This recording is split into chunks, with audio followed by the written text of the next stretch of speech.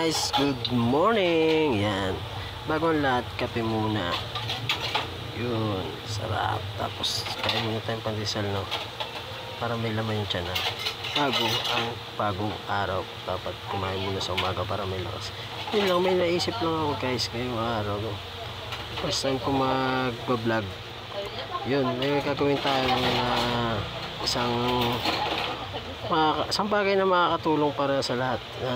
Tara, samahan nyo ako. Yan, alam niyo na siguro yung gagawin. Meron pala ako dito laman. Yan, tapos ito yung mga ingredients na gagamitin natin.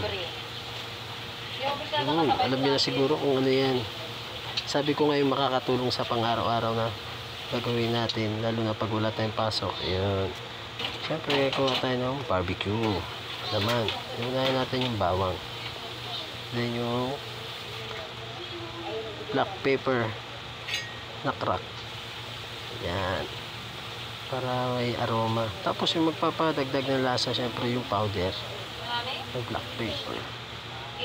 Yan, para talagang yung aroma tsaka malutong sa laman yung sarap ng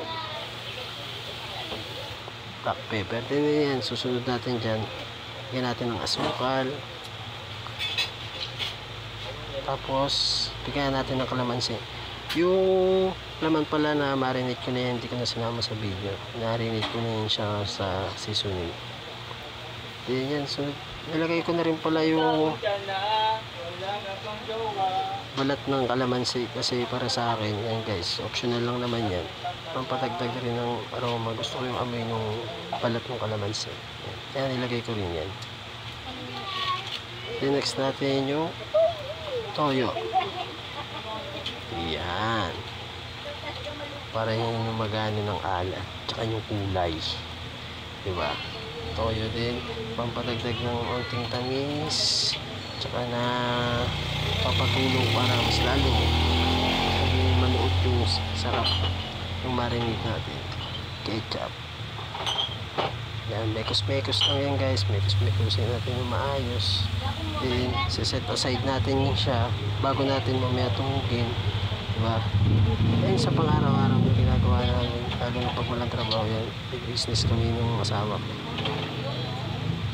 para kahit papaano, no, meron tayo kukunin o may hugutin tayo. Ayan. Okay, so set aside muna natin siya. Takpan natin siguro mga isang oras bago natin tuhugin siguro. Okay, let's go.